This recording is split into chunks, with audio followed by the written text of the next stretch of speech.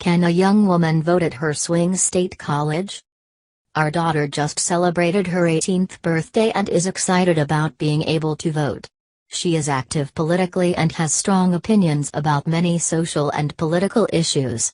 She is considering majoring in political science at the college she will attend later this year. She believes her vote may be more valuable in the swing state where she will attend college than in her home state, which is considered a lock for national and state elections.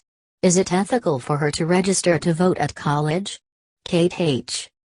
In any election that involves multiple districts, there are rules about how people who move regularly between one place and another may vote. Many students declare the place where they go to school to be their principal residence and are legally entitled to vote there. As long as your daughter abides by the rules, there's no ethical reason she shouldn't join the ranks of the swing state voters. But as a prospective political science major, your daughter might want to interrogate her reasons for doing so. While the vote may be closer where she's going to college, the probability that the outcome will depend on her vote is close to zero. A study done by a couple of Chicago economists found that just one congressional race since the 1890s was decided by a single vote, and that was in 1910.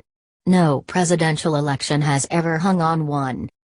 That your vote alone almost certainly won't determine who wins doesn't mean that voting is irrational. You can have reason to bet on a highly unlikely event if the payoff is big enough. In one scenario, proposed by the statistician Andrew Gelman and colleagues, you might figure that your candidate's winning would make the average American about $100 better off. With about 320 million of us, that's a $32 billion payout. Suppose the chance that your vote will make the difference is 1 in 10 million. Then if you care about your compatriots, that 1 in 10 million chance of making a difference, the $32 billion payout, represents a lottery ticket for which it would be reasonable to pay more than $3,000. Unless you think your time is hugely valuable, it might still be worth buying if you valued the payout at a tenth or even 100th of that amount. But many voters, especially the undecideds, don't think that one candidate will create vastly more value than another. They lack this rationale for voting. So try another argument, proposed by the political theorist Richard Tuck. Elections really are decided by a single vote, the one vote that takes a candidate to the threshold required to win. In this view, there's a healthy chance that your vote, in combination with lots of others, will be causally efficacious. It will be one of those that lifts your candidate to that threshold. Granted, there are plenty of superfluous votes, the ones that took the candidate beyond the threshold. But in a typical election, odds are high that your ballot will belong to the efficacious set. Yet more reasons have been floated. It might be good to vote because it is a civic duty, or because it asserts the importance of the electoral process, or because, win or lose, the number of people on your side sends a message. One reason that I'm drawn to is pretty simple, and it starts with thinking of voting as something we did, rather than merely something I did. Imagine you're playing tug of war. If you, singular, pull on your side and you, plural, win, you are part of the winning team, and you can truthfully say, we won. And that's so even if your team would have won without you. This is how shared agency works. If you lose, you have to say we lost. But you can also say that you were among the people who helped determine the outcome, even when it isn't the one you favored. You played a part. Of course, there are skeptics about all these arguments, as there are about most arguments in philosophy. So, finally, your daughter might bear in mind that voting aside, everything she can do to affect the outcome, like campaigning, which may make more of a difference, she is entitled to do any place in the country, regardless of where she collects her mail. Continue reading the main story. The ethicist. Guam Anthony Appiah considers readers' ethical quandaries. Can I put down my aging pooch? August 3rd. Can I stay friends with an abusive husband? July 27th. Can I tell a dying friend's secret to his children? July 20th.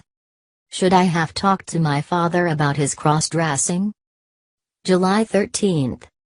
Should I hire a PI to investigate a relative's boyfriend? July 6. See more. A co-worker with stage 4 cancer needed to pay for a treatment not covered by insurance that might save or prolong his life. His wife set up a GoFundMe campaign to raise money. With just over half the required funds collected, the drive slowed to a halt. His wife soon announced that the treatment was no longer recommended because her husband's health had declined. She added that she would use the funds to cover home hospice care. Her husband died the next day. I later heard the funds will now be used for funeral expenses. I asked a couple of donors what they thought of this, and their response was that the money was for the cancer victim and they didn't care what it was used for, adding that there must be something wrong with anyone, me, who had a problem with this. However, the people I asked had donated roughly the price of a meal, while I donated 10 times that amount. I am not going to ask for my donation back. It was money I had already put aside for charity. But this turn of events left a bad taste in my mouth. The donors were put in an awkward position, having to trust that the expensive treatment was approved by a doctor. Very little information was presented, and I find myself wondering if the whole thing was arranged just to cover the usual costs associated with an illness and death. Is this a no harm, no foul situation? Should I file a complaint with GoFundMe? Or is publishing this account in your column the best move, since it will embarrass no one while serving as a warning to readers about the potential for abuse in crowdfunding mechanisms? Name withheld. Your story reflects difficulties in the way we deal with catastrophic health problems. One is the possibility that insurance companies will deny patients treatments that would actually be helpful. Another, though, is that people are often talked into spending money on treatments that have no value. So we start by not knowing whether the GoFundMe campaign was a good idea. Even if it was, people are often asking for help, as in this case, without knowing what they'll actually need. And people inevitably make gifts without a full picture of what they're supporting. It can be genuinely unclear what falls within the scope of the donor's intentions.